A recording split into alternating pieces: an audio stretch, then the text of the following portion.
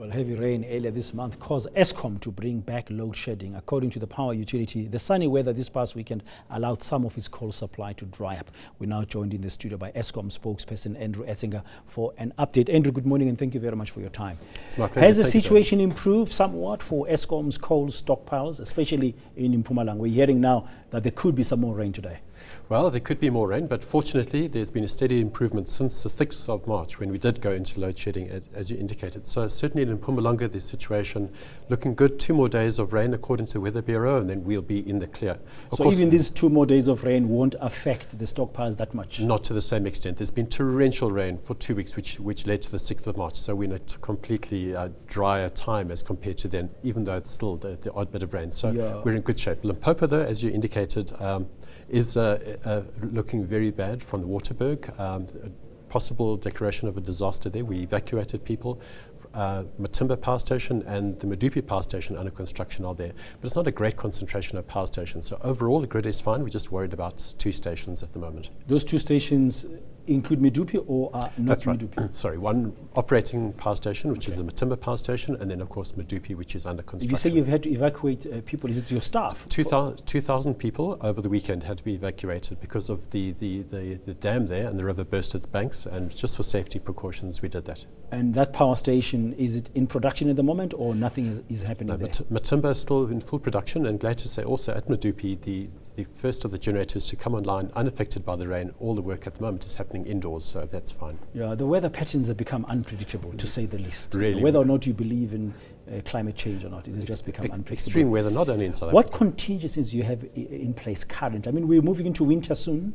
Certainly. Well, winter's an entirely different scenario for Eskom. Of course, there we have to contend with very high electricity demand as we all go home and switch on our heaters and our stoves, etc. So very, very different. And for that, we make sure that our plant is maintained to the very best possible extent going into winter. And then also during winter to make sure that we, from a marketing and from a communications point of view, we put out very specific calls to the public to ask for their support between the hours of 5 p.m. and 9 p.m. So our campaign is around beat the peak. It's a very short, sharp peak in winter, not the rolling load shedding risk that we have in summer, fortunately. Okay, I just recall a few years ago somehow Eskom was doing maintenance work as we're approaching winter. Are we going to face that possibility, or are you now doing your maintenance work and it's behind us?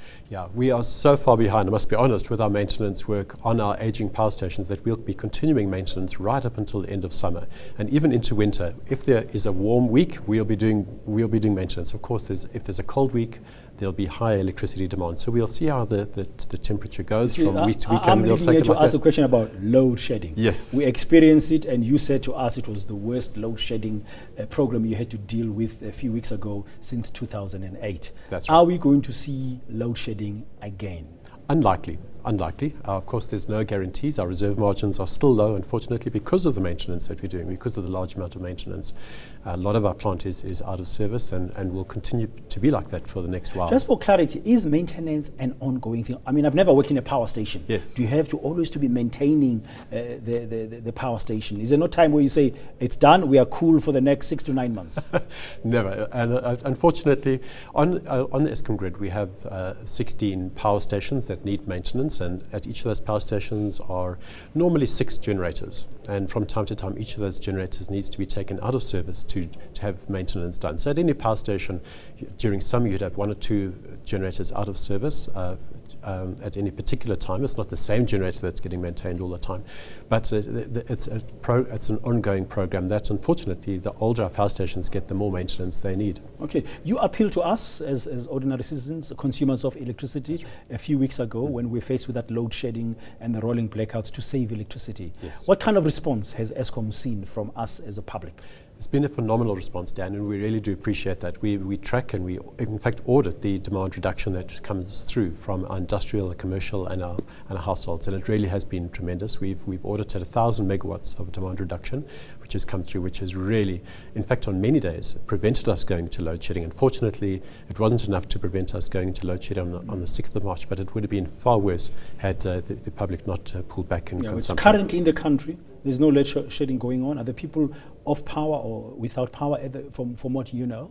No load shedding. There are certainly from time to time network-related problems in the municipalities mainly, but also could also be on the Eskom side. So if anybody is without power, please get hold of your municipality or Eskom, depending on who your supplier is, so that we can send a maintenance team. It could just be your home or your street, but it's certainly no national load shedding. Okay, thank you very much. That's Andrew Etzinger, spokesperson for Eskom.